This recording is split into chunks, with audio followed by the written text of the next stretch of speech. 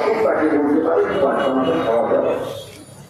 আমার প্রশ্ন, আমি তো আমাদের ৩৩ কোটি দেবতা, ৩৩ কোটি দেবতার মধ্যে অনেক রকম দেবতা, তো মা কালীর তো চরিত্র মাসেও ভোগে মাছ মাংস লাগে। আপনাদের সিদ্ধান্ত নির্ভর করছে আগামী চৈত্র মাসে মায়ের মধ্যে ভোগের মাছ মাংস থাকবে কি থাকবে না, সিদ্ধান্ত আপনাদের নিতে হবে। আপনাদের সিদ্ধান্ত করে মায়ের ভোগে কিন্তু মাছ মাংস নির্ভর করছে। বিজেপি ক্ষমতা এলে এটা থাকবে কিনা সন্দেহ আছে মাথায় রাখবে। এবং আপনারা দেখেছেন যে একটা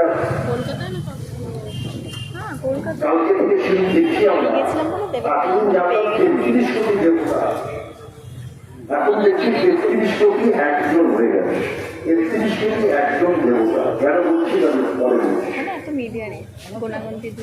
আমরা জানেন যে নির্বাচনে বাবাজি বলেছে ওরা কোনো কথা রাখেনি, কথা রাখা কথা না রাখার লড়াই হচ্ছে। মোদী কথা রেখেছেন, মোদী রাখে, আমি যাচ্ছি। ওরা একটাই বলছে কেন ওরা ভোট চাইছেন, ওরা ভোট চাইছেন যে ৫০০ বছর পর রামচন্দ্রকে অযোধ্যায় দিয়ে গেছে, এই কারণে ওরা ভোট চাইছে।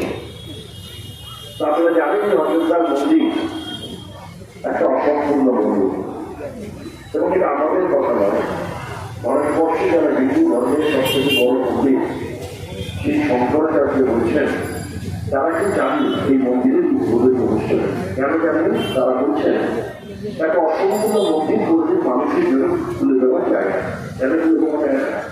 বলছি মন্দিরে অসম্পূর্ণ হতে পারে, কিন্তু টালি লাগানো বাকি আছে, যদি রং বাকি আছে অসম্পূর্ণ হতে পারে।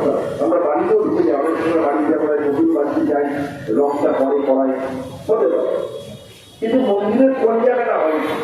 শঙ্করাচার্যরা বলছে যে মন্দিরের চূড়াটা তৈরি হয়। চূড়াটা কিন্তু চূড়াটা হচ্ছে ভগবানের মাথা, মাথা তৈরি হয়নি। চূড়ার উপরে একটা পতাকা থাকে, সেটা ভগবানের চিহ্ন। বলছে না হচ্ছে ভগবানের মাথা, মাথা লাগাতে চিহ্ন থাকবে, অথচ সেই নামে প্রাণ প্রতিষ্ঠা হয়ে যায়, উদ্বোধন হয়ে যায়। আপনি ভাবুন, আমার আপনার বাড়িতে একটা অধিকারের কাছে সন্তান যখন সেটা মাথা নেই, তার অন্নপ্রাশন হওয়া সম্ভব? তার যদি অন্নপ্রাশন না হয়ে থাকে, একটা মাথাহীন দেবতার প্রাণ প্রতিষ্ঠা করা যায়, তাহলে ওটা রামের মন্দির হয়। কি হয়েছে?